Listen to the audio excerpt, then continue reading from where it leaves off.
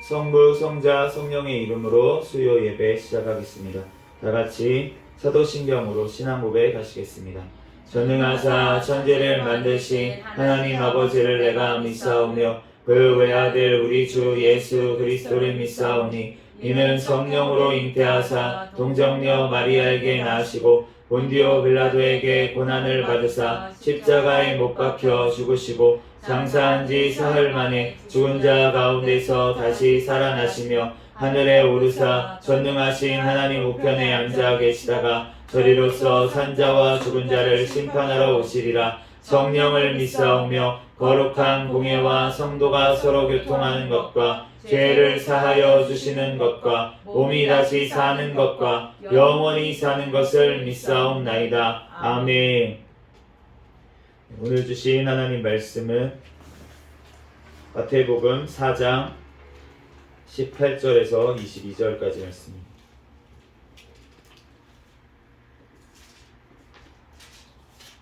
신약성경 마태복음 4장 18절에서 22절까지.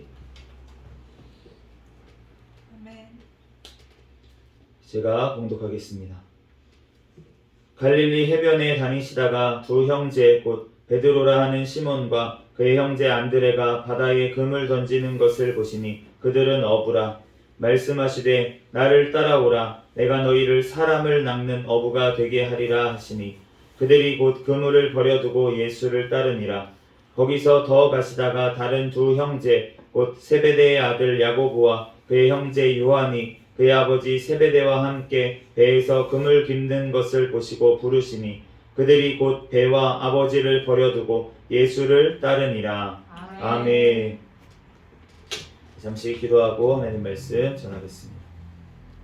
할렐루야. 사랑과 은혜가 많으신 하나님 은혜와 사랑에 감사합니다. 주님, 지난 3일간도 우리를 지켜주셨다가 오늘 또한 수요 예배로 하나님 앞에 영광 돌릴 수 있도록 은혜 내려주신 하나님 감사합니다. 하나님, 또한 3일 동안도 지은 모든 죄악들을 이 시간 예수 그리스도의 보혈의 피로 깨끗하게 씻어 주시옵소서. 이 시간 거룩하신 하나님 앞에 온전히 예배드리는 이 시간 되게 하여 주시옵소서. 하나님, 이 시간 성령 하나님께서 이 예배 가운데 주장하여 주셔서 각 사람 심령 가운데 충만하게 임하여 주시고, 하나님 이 시간 부족한 종을 단위에 세우셨사오니 모든 허물들은 십자가 뒤에 감춰주시고 오직 이 시간 예수 그리스도 말씀만 증거되게 도와주시옵소서. 모든 걸 주님께 맡깁니다. 감사하며 거룩하신 예수 그리스도의 이름으로 기도합니다. 아멘.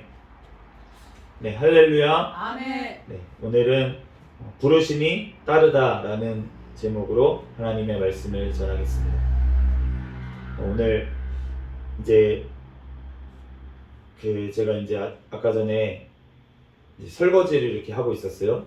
저녁 먹고 설거지를 하고 있는데, 근데 이제 우리 사모님이 이제 제가 하겠다고 교회 갈 준비 다 했다고, 제가 하겠다고 막 이렇게 하시는데, 제가 이제 하던 거 그냥 마저 하겠다는 생각도 있고, 약간 설거지는 제가 좀 부심이 있습니다. 좀.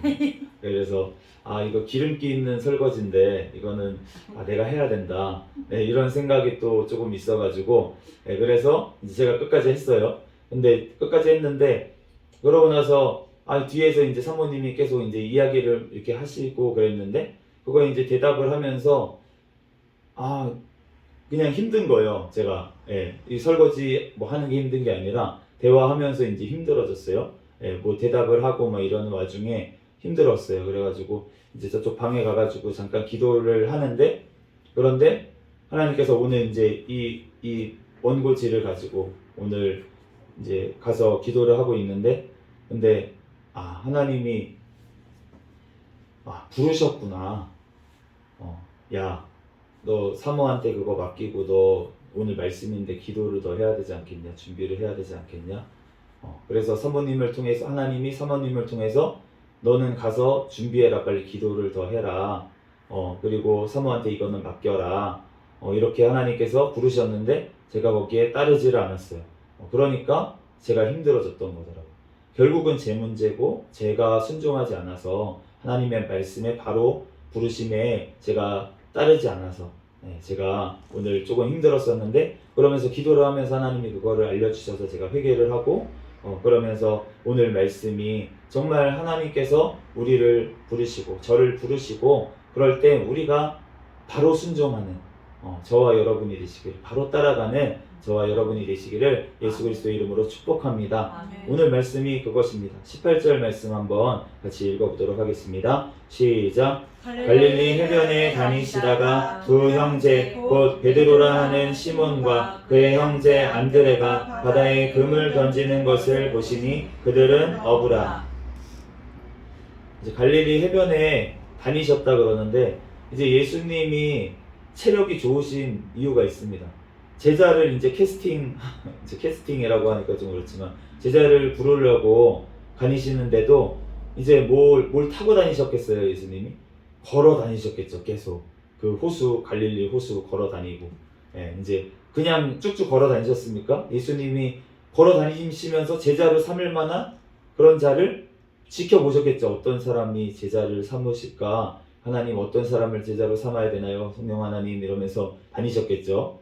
그러면서 이제 오늘 두 형제 곧 베드로라는 시몬과 그 형제 안드레가 바다에서 금을 던지는 것을 보시니, 이렇게 말씀을 했는데, 이 보시니라는 단어가 헬라어로는 에이덴이라는 이제 단어인데, 응시하다라는 뜻은 무엇이냐면 주목해서 본다는 뜻이에요. 이렇게 그냥 이렇게 한번 이렇게 훑어본다 이런 뜻이 아니고 자세하게 살펴본다라는 그러한 뜻입니다. 그리고 명확하게 분별한다라는 뜻도 있어요. 그러니까 봤다라고 하는 거는 예수님이 봤을 때 제자로 삼아야 되는구나 라는 것을 분별하면서 보셨다는 거예요. 그러니까 하나님께서는 아무나 부르시는 게 아닙니다. 제자를 부르실 때 또 우리를 부르심이 있다고 하잖아요. 우리가 부르시는데 우리가 그거 가지고 굉장히 교리적으로 보면은 우리가 이성적으로 약간 이해가 안 가는 부분들도 많이 있어요. 하나님의 부르심에 대해서 우리가 다 이해하기가 굉장히 어려운 부분들이 많이 있습니다. 그렇지만 그럼에도 불구하고 분명히 하나님께서 택하시고 그리고 부르신 줄로 믿습니다. 하나님께서 이스라엘 백성들을, 그 중에 아브라함을 왜 택하셔서 부르신 거잖아요. 하나님께서 그 많은 사람들이 있었을 거 아니에요. 그 당시에도. 그런데 그 중에서 아브라함을 택하셔서 부르셨다는 거예요. 그러니까 그 하나님의 부르심에 대해서 우리가 하나님 나는 왜 불렀고 저 사람은 왜 안 불렀습니까? 또는 왜 저 사람은 부르고 나는 안 부릅니까? 하나님 앞에 반론할 자가 없는 줄로 믿습니다. 우리는 하나님 뜻이에요. 그게 하나님의 뜻이에요. 하나님의 뜻에 맞게 하나님께서 부르실 만한 자를 분별해서 하나님께서 부르신 줄로 믿습니다. 그렇기 때문에 우리가 하나님의 그 선택하심과 하나님의 뜻에 대해서 우리가 반문할 수가 없는 거예요. 반문한다는 것은 굉장히 교만한 거예요. 왜냐하면 내가 한다는 것이니까. 내가 봤을 때는 나는 선택받아야 되는데 왜 선택을 안 하십니까? 또는 저 사람은 왜 선택을 안 하십니까? 저 사람은 선택받으면 안 될 것 같은데 왜 선택을 하십니까? 다 교만한 거잖아요. 내가 이 사람이 이렇다 저렇다 판단을 하는 거잖아요. 그 모든 선택은 하나님 앞에 달려있는 줄로 믿습니다. 우리들 하나님 앞에 겸손히 나아갈 때 하나님 앞에 그것들, 이게 정말 중요한 거예요. 이것을 하나님 앞에 내려놓을 때, 그럴 때 진짜 하나님의 택하신 자녀가 되는 줄로 믿습니다. 굉장히 역설적이지만 그게 성경에서 말씀하시고 있는 거예요. 우리 19절 말씀 한번 같이 읽어보겠습니다. 시작. 말씀하시되 나를 따라오라 내가 너희를 사람을 낚는 어부가 되게 하리라 하시니. 이제 말씀하시되 라고 하시는데, 이제 이 단어는 굉장히 레게이라고 써져 있는데 원어로 그 레고라는 이제 그 원어 원래형은 레고인데, 레고라는 이 말은 굉장히 많이 성경에 나와 있어요. 말씀하시되 예수님이 말씀이시잖아요. 또 그러니까 이 말씀이라는 게 굉장히 많이 나와 있는데, 이 레고라는 말은 말하다, 말 그대로 말하다라는 뜻인데 또 어떤 뜻이 있냐면 부르다라는 뜻이 있고요. 이름을 부르는 식으로 부르다, 호명하다 이런 뜻이 있고, 또 한편으로는 명령하다라는 뜻이 있어요. 그러니까 예수님께서 말씀하셨다라고 하는 것은 그것을 우리한테 만약에 말씀하셨다 그러면은 부르셨다는 뜻이고, 그리고 우리에게 또한 말씀하셨다 하면은 우리가 그 말씀대로 지켜야 되는 거예요. 왜냐하면 명령하신 거기 때문에. 그렇기 때문에 예수님께서 지금 말씀하셨는데 나를 따라오라. 이 예수님 그리스도께서 부르셨어요. 지금 따라오라고, 나를 따라오라고. 이 제자들, 이 베드로하고 안드레를 지금 부르셨는데, 이 부르심이라는 것이 우리가 그 장로교의 교리에 보면은 두 가지가 있습니다. 외적 소명이라는 거 있고 내적 소명이라는 게 있어요. 이제 외적 소명이라는 거는 뭐냐면 하나님의 말씀을 듣는 모든 사람에게 보편적으로 임하는 소명. 이 소명이라는 게 부르심이라는 뜻입니다. 그러니까 하나님의 말씀을 듣는 모든 사람들에게 적용되는 그런 부르심을 외적 소명이라고 하고, 내적 소명이라는 건 뭐냐면은 그 부르심에 택하신 자들이 반응한다는 거예요. 택하신 자들이 그 말씀에 반응해서 효력을 거두는 그런 것을 내적 소명이라고 그렇게 얘기를 합니다. 그러니까 예수님께서 따라오라고 하셨는데 따라간 자가 있는 반면에 또한 그것에 따라가지 않은 자들이 분명히 있다는 거예요.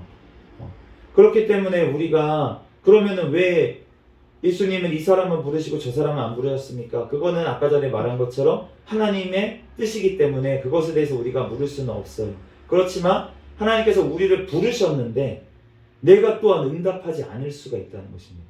하나님은 분명히 나를 택하시고 부르셨는데 내가 응답하지 않아서, 그래서 우리가 하나님의 사명을 못 받을 때도 있고 하나님의 또한 진노하신 가운데 내가 있을 때도 있는 거예요. 왜냐하면 하나님께 뜻이 있는데, 하나님께서는 나를 통해서 하실 일이 있는데, 그런데 순종하지 않으니까 하나님께서 징계를 내리심으로 인해서라도 깨닫고 빨리 돌아오게 하시는 것을 우리가 인생 가운데 볼 수가 있어요.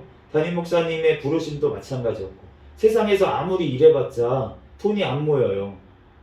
열심히 일하고 하나님 앞에 기도하고 하면은 돈이 모이고 이래야 하잖아요. 그게 이제 하나님이 그러면은 그 물질로 하나님의 뜻대로 쓰고 이렇게 돼야 되는 건데 그게 안 돼. 왜 안 되지? 왜 안 되지? 그게 하나님께서 이제 부르심이라는 거죠. 하나님의 일을 하라고 부르신 줄로 믿습니다. 그러니까 내 일을 하니까 안 되는 거예요. 하나님이 저를 또 부르셨어요.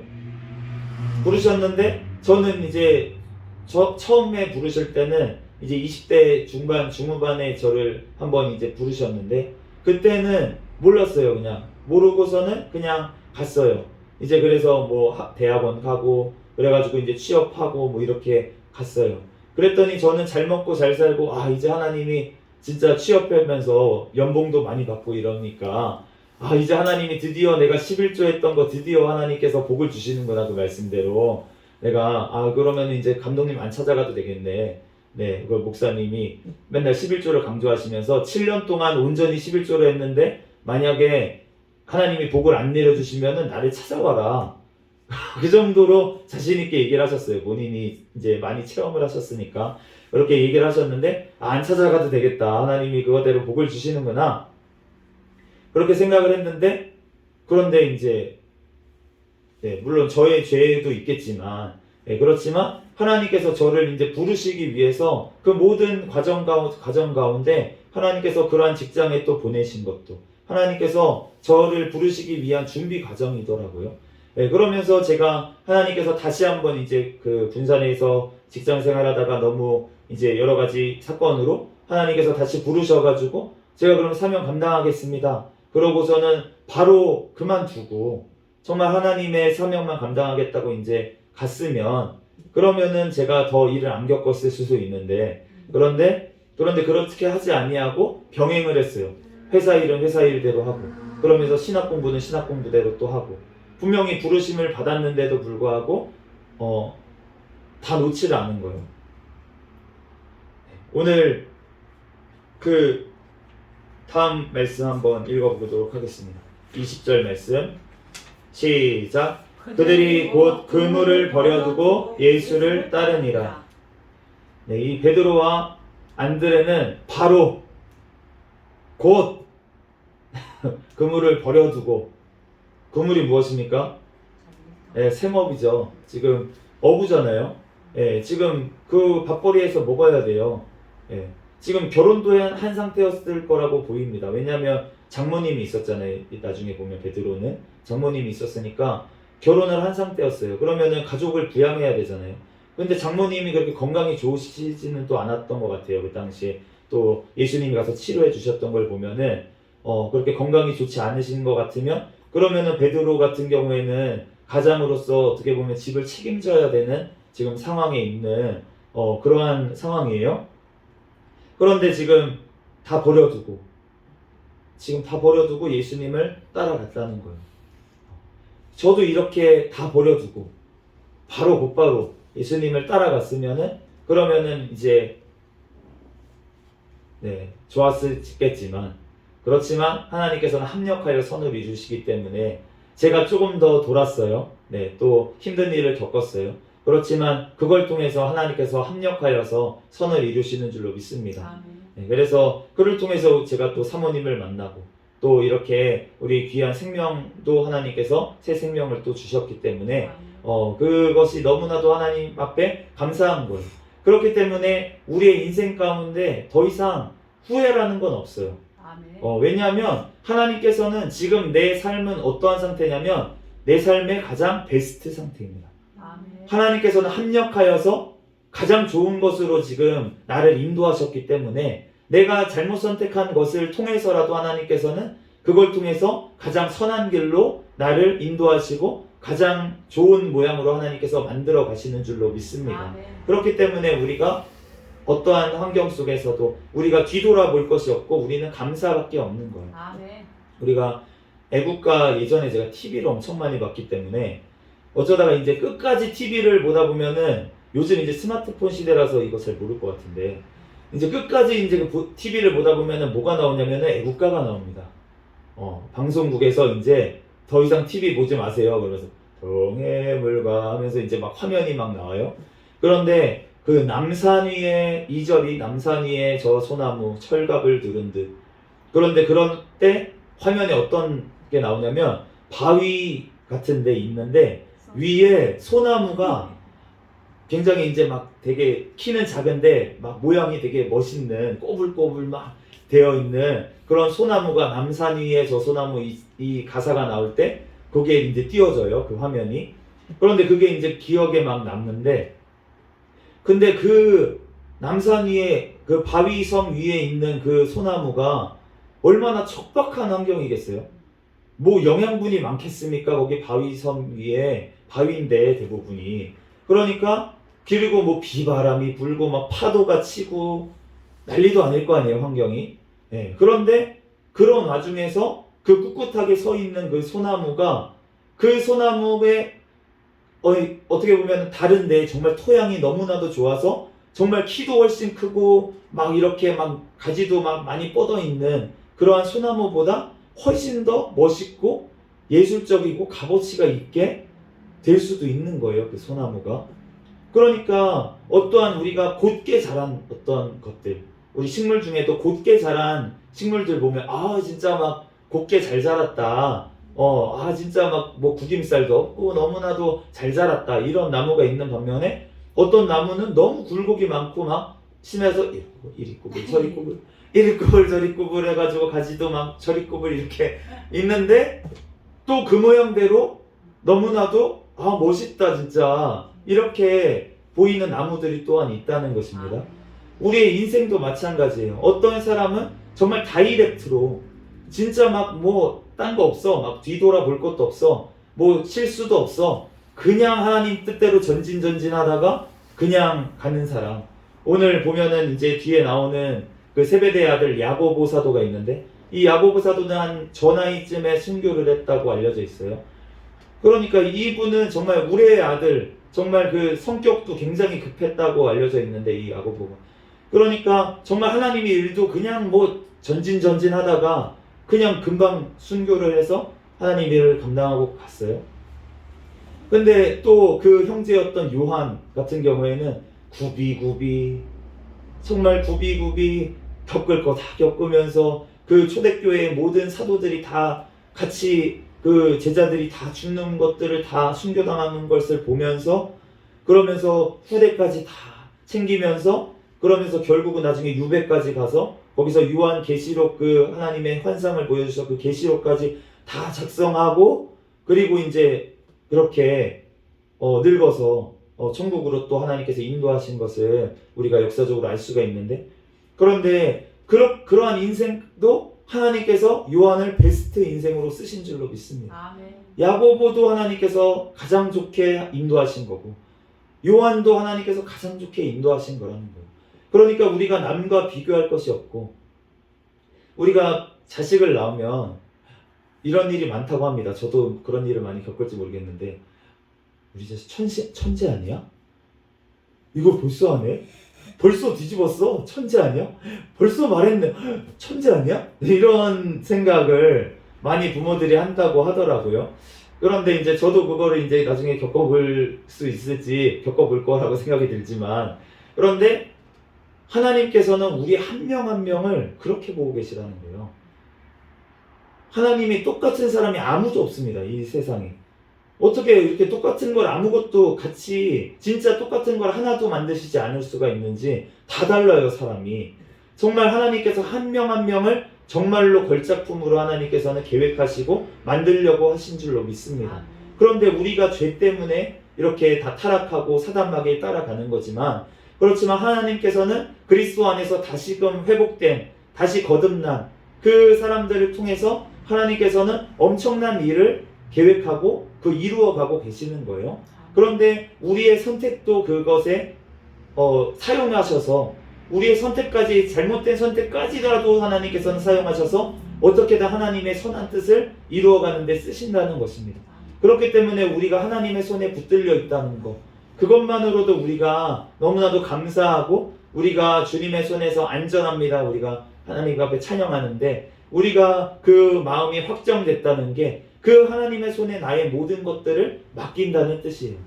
하나님께서 나를 인도하고 계시고, 내가 하나님의 말씀에 순종하고 하나님께서 알려주실 때, 우리가 기도를 많이 하신 분들은 하나님이 진짜 일거수일투족도 가르쳐 주신다는 분들도 있어요. 그렇게 하나님의 인도하심 따라서, 우리가 성령님의 인도하심 따라서 걸어갈 때 하나님께서 정말 가장 좋은 길로 우리를 인도하실 줄 믿습니다. 그런데 우리가 못 깨닫고 우리가 잘못 선택을 했을지라도 하나님께서 그것을 회개하고 또 깨닫게 하셨을 때 하나님께서는 그 길이 또 가장 좋은 길인 것으로 하나님께서 인도하신다는 거예요. 아멘. 그렇기 때문에 우리가 그 선하신 하나님, 합력하여 선을 이루시는 하나님을 우리가 늘 의지하면서 그 하나님의 부르심에 순종하는 저와 여러분이 되시기를 예수 그리스도의 이름으로 축복합니다. 21절, 22절 말씀 같이 읽어보겠습니다. 시작. 거기서 더 가시다가 다른 두 형제 곧 세베대의 아들 야고보와 그의 형제 요한이 그의 아버지 세베대와 함께 배에서 금을 깁는 것을 보시고 부르시니 그들이 곧 배와 아버지를 버려두고 예수를 따르니라.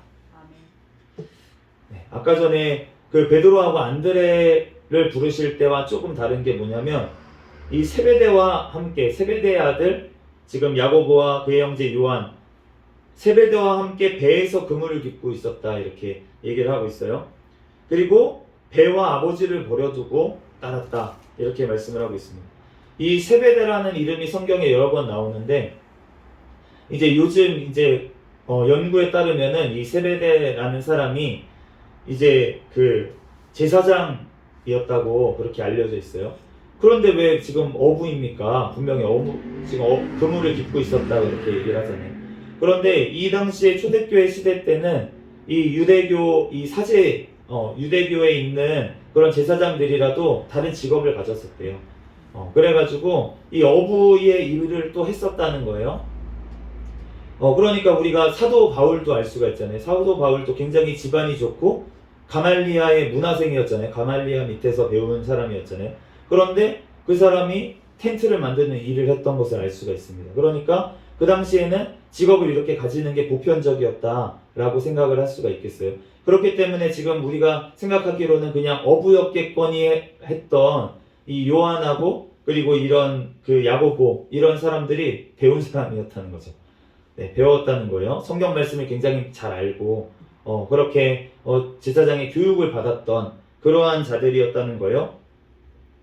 그것을 또한 우리가 짐작할 수 있는 성경 말씀이 있는데, 우리가 요한복음, 이제 요한이 쓴 것으로 알려져 있죠. 사도 요한이 쓴 것으로 알려져 있는 요한복음의 18장 15절 16절 말씀. 여기 보면은 시몬 베드로와 또 다른 제자 한 사람이 예수를 따르니, 이제 예수님이 잡혀갔을 때 시몬 베드로하고 이 또 다른 제자. 근데 요한복음에서 또 다른 제자라고 한 것은 요한 자신을 얘기할 때가 많습니다. 자신을 얘기하는 거예요. 그러니까 요한이 베드로하고 예수님을 따라간 거예요. 그 뒤를 따라갔는데, 이 제자는 대제사장과 아는 사람이라, 대제사장과 아는 사이였다는 거예요. 이 사람 요한은. 그렇기 때문에 요한은 대제사장의 집들에 들어갔어요. 근데 베드로는 그런 연줄이 없으니까 밖에 있었어요. 문 밖에 있다가 대제사장 아는 그 다른 제자 요한이 나와가지고 문 지키는 여자에게 말해서 베드로를 데리고 들어가게 했다. 이렇게 지금 18장 15절 16절에 나와 있어요. 그러니까 이것을 봐도 요한이 대제사장과 아는 사람, 그러니까 아까 전에 말했던 거기서 문화생으로 배웠었다라고 하는 게 어느 정도 이해가 가고, 세베대도 아마 그런 그 대제사장 무리 중에 한 명일 수 있다, 그런 가문일 수 있다라는 연구가 이제 설득력이 있습니다. 그런데 이렇게 지금 세베대 그리고 배, 그러니까 약간 부유한 집이었던 것 같아요. 배까지 있는 집이었어요. 베드로 안드레 집은 가난한 집이었던 것 같아요. 왜냐하면은 배가 따로 없었던 것 같아요. 그 집은. 그렇기 때문에 지금 배까지, 아버지까지 지금 다 버려두고 지금 예수님을 따라온 것을 알 수가 있습니다. 우리가 마태복음 19장 27절에서 29절 말씀에 보면은 이제 그 부자 청년이 왔다가 재산을 다 팔고서는 나를 따르라 예수님이 하셨을 때 그 부르심에 응답하지를 못했어요. 그래서 근심하면서 돌아갔습니다. 그러면서 예수님이 그럼 부자가 천국에 들어가기가 낙타가 바늘기 들어가는 것보다 어렵다, 이 말씀을 하시니까 제자들이 다 놀라가지고, 왜 놀랐을까요? 롤모델이거든요. 제자들의 롤모델이에요. 예수님 잘 믿고 잘 따라가지고 예수님 옆에서 한 자리 차지하고, 이 땅에서도 우리가 나중에 천국도 가면서 이 땅에서도 부와 명예를 다 누리는 것, 이것이 제자들이 원했던 삶이었습니다. 그 당시. 그랬는데 그 부자 청년, 너무나도 봤을 때 어렸을 때부터 반듯하게 자랐어요. 게다가 재산도 많아요. 부자예요. 그래가지고 이런 사람, 진짜 내가 이런 사람처럼 되고 싶다. 와, 이런 사람이 제자로 들어오네 예수님. 그러고 있었는데 마지막에 예수님이 그래 그러면 와라, 이러면 얼마나 좋겠습니까? 예수님이 무슨 재산 다 팔라고까지는 없잖아요. 그냥 그래 그러면은 나를 따르라 그랬으면 따랐을 거 아니에요. 근데 왜 재산까지 다 팔고 와라 그래가지고 쫓아냈잖아요. 어떻게 보면 예수님이, 제자들이 봤을 때는. 그러면은 근데 그러고 나서 예수님이 하는 말씀이 부자가 천국에 들어가는 게 어렵다 이렇게 얘기를 하시니까 우리는 부자가 되고 싶었는데, 그랬는데 어렵다 그러시니까 그러면 누가 구원을 받습니까? 그랬더니 예수님이 하시는 말씀이 무엇이었습니까? 기억 다 나시죠? 얘기 안 하시는 거죠? 네. 하나님으로서는 다 할 수 있느니라. 사람으로서는 할 수 없으되 하나님으로서는 다 할 수 있다. 그렇게 말씀을 하셨어요. 그리고 나서 베드로가 이제 얘기를 한 거예요. 우리가 다 버리고 예수님을 따랐습니다. 우리는 다 버리고 예수님을 따랐습니다. 근데 사실 쉬워요. 우리가 가진 게 없는 사람은 다 버리기가 쉽습니다. 그렇잖아요? 우리가 많이 가질수록 버리기가 굉장히 어려워요. 그렇기 때문에 부자가 천국에 들어가기가 더 어렵다라고 하시는 것은, 천국은 어떤 곳이냐면 내가 가진 모든 소유를 다 팔아서 사야 되는 것이 천국입니다. 내가 가진 모든 것을 걸어서 천국을 살 정도, 그러한 소망이 있어야 그 천국을 얻는다고 분명히 예수님께서 말씀을 하셨어요. 그래서 천국을 발견한 사람은 내 소유를 다 팔게 되어 있다. 나의 모든 것을 다 걸게 되어 있다.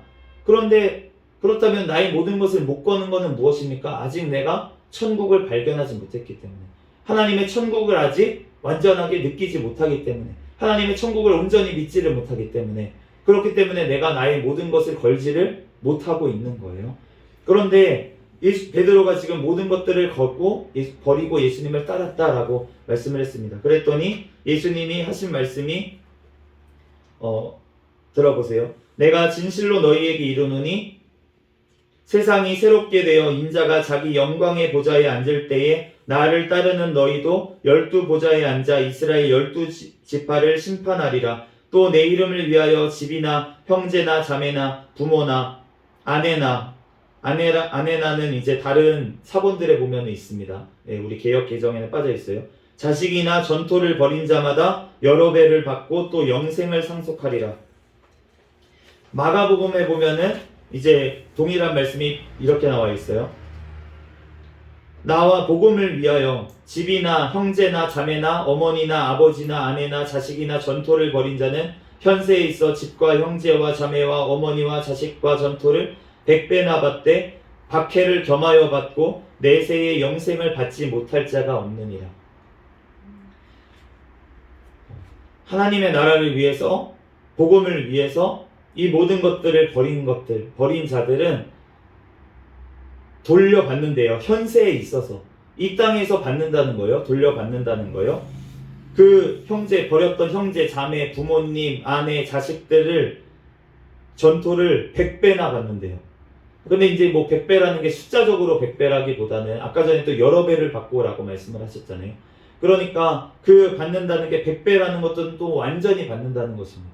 그렇기 때문에 100배를 받는데 그러면 부모님을 100배로 어떻게 받아요? 완전하게 돌려받는다는 거예요. 이 땅에 있으면은 그 부모님의 삶이 예수님을 안 믿어요. 그러면 이 땅에서 그 부모님의 삶이 몇 살까지 살겠습니까? 그 남은 생이 50년, 60년 정도 되겠죠. 그런데 그 예수님을 때문에 그 믿지 않는 부모님 대신에 예수님을 먼저 영접하고 내가 예수님을 위해서 살겠다고 결심하고 믿음으로 예수님의 제자가 되겠다고 한 사람, 그런 사람에게는 하나님께서 그 부모님에게 믿음을 주시겠다는 거예요. 그 가족을 구원하시겠다는 거예요. 아멘. 그러면 그 가족을 구원하면 그 가족의 생이 얼마나 되겠습니까? 100배만 되겠습니까? 네, 영원한 삶을 소유하게 되는 줄로 믿습니다. 아멘. 그렇기 때문에 우리가 잘 알아야 될 것은 그 부모님을 육신적으로 버리라는 게 아니잖아요. 지금 예수님이 버리라는 게 아니고 나를 먼저 따르라는 거예요. 아멘. 예수님을 의지하고 예수님 앞에 먼저 나오라는 거예요. 그러면 예수님이 공생의 기간이 끝나고 나서 이 사람들이 안 돌아갔겠습니까? 다 돌아갔죠. 제자가 되고 성령을 받은 후에 가정에 돌아가서 그 가정이 다 복음화 됐을 줄로 믿습니다. 아멘. 세베대의 가족도 마찬가지예요. 왜냐하면은 우리가 알 수 있는 거는 세베대의 아내가 누구였냐면 살로메였어요. 우리가 살로메를 어디서 이름을 볼 수 있냐면 요한복음에 보면 예수님이 십자가에서 돌아가시고 나서 그 막달라 마리아 그리고 살로메가 같이 있었다라고 우리가 하는 것을 알 수가 있고, 그러니까 초대교회에 큰 역할을 했던 여인 중에 한 명이 바로 이 세베대의 집안 살로메, 이 지금 사도 요한과 사도 야고보의 이 집안이었다는 거예요. 버렸잖아요. 세베대를, 아버지를 버렸습니다. 배도 버렸습니다. 그리고 나서 예수님을 쫓아갔어요. 지금 야고보와 요한이. 그랬더니 하나님께서 그 아버지, 어머니 다 그 집안을 초대교회 시대에 하나님 앞에 크게 쓰임받는 집안으로 하나님께서 구원하시고 또 하나님께서 사용하신 줄로 믿습니다. 그렇기 때문에 우리가 주님 앞에 버린다는 게 육신적으로 막 봉양하지 않고, 예수님이 육신적으로 부모님을 봉양하지 않는 바리새인들을 얼마나 책망을 하셨습니까?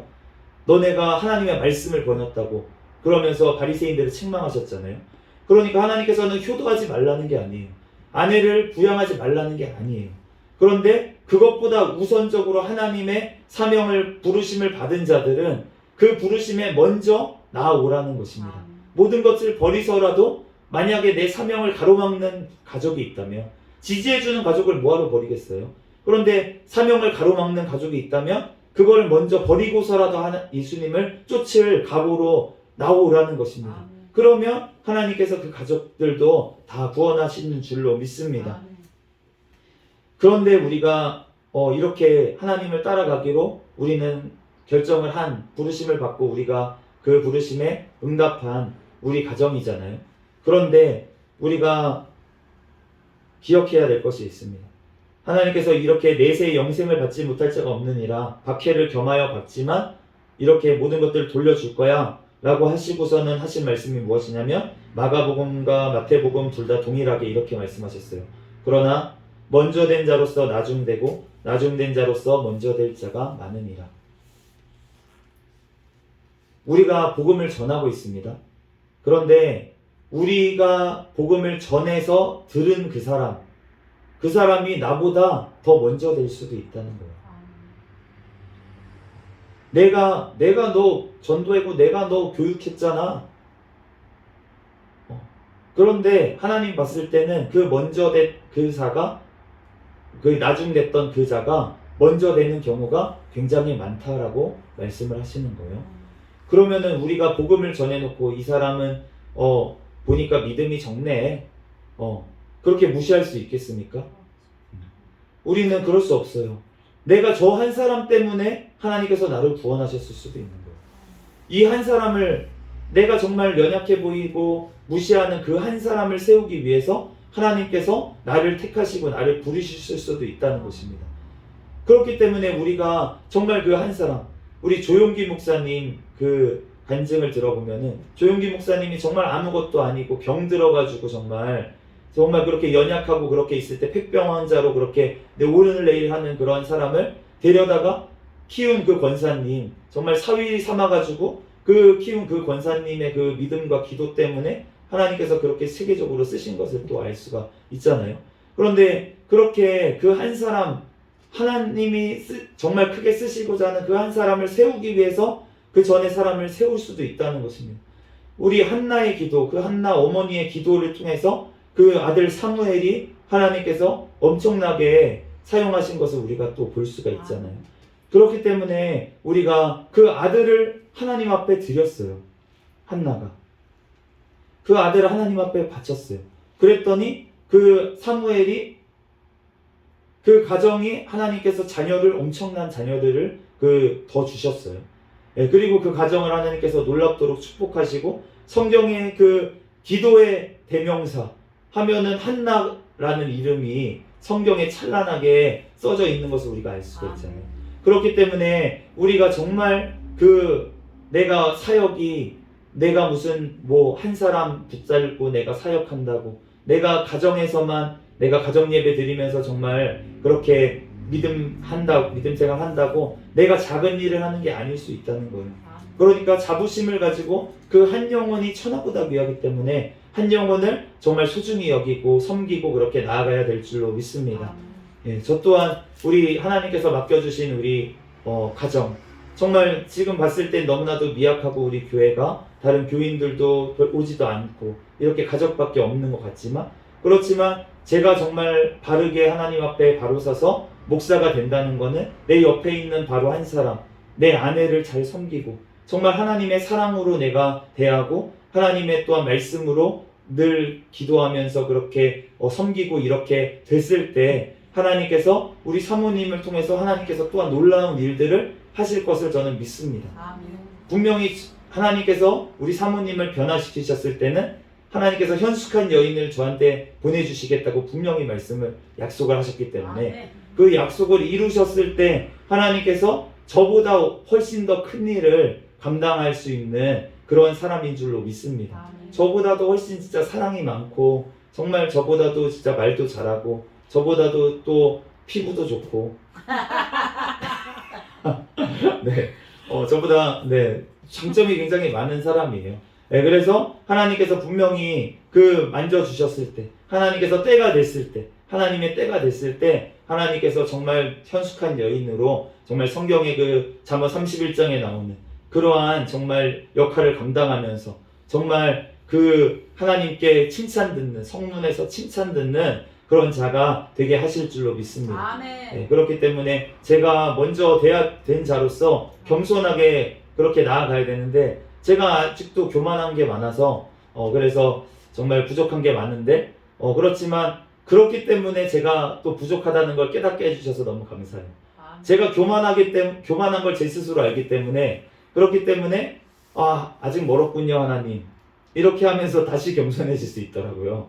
그게 너무 감사한 거예요. 하나님의 말씀으로 다시 제가 회개할 수가 있으니까 그게 너무 감사한 것입니다. 우리가 말씀이 있으면은 우리가 넘어지지 않는 줄 믿습니다. 아멘.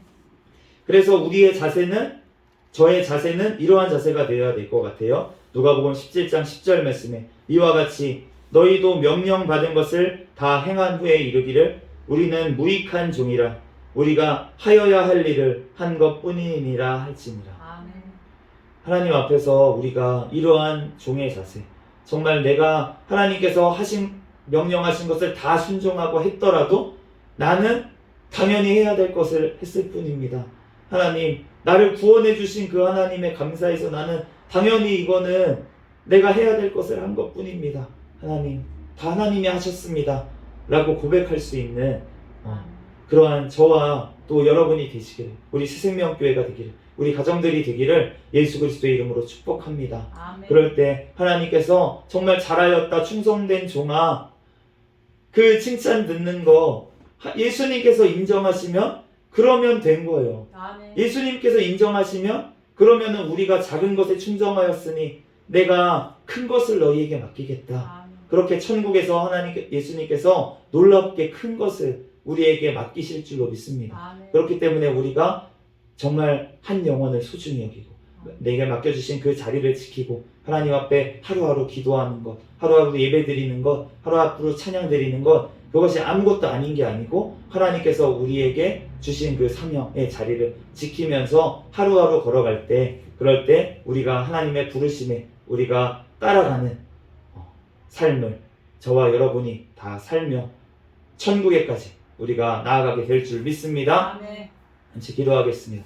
할렐루야. 사랑과 은혜가 많으신 하나님, 은혜와 사랑에 감사합니다. 하나님, 우리를 불러주시고 하나님, 우리들 또한 아버지 그 말씀에 또한 따라갈 수 있도록 은혜 내려주신 하나님 감사합니다. 모든 것들이 다 하나님의 은혜인 줄로 믿습니다. 하나님, 우리들 또한 연약한 것들, 하나님 또한 우리의 모든 죄와 허물들은 다 아버지 하나님 벌써 예수님의 십자가의 보혈의 피로 씻어주시고 가리워주신 줄 믿습니다. 이후로부터 하나님 성령님의 인도하심 따라 하루하루 또한 주님의 아버지 순종하며 하나님 또한 겸손히 주님의 사명 감당하며 하나님 천국의 길로 따라가는 예수 그리스도를 따라가는 우리가 되게 축복하여 주시옵소서. 모든 걸 주님께 맡겨오며 거룩하신 예수 그리스도의 이름으로 기도합니다. 아멘.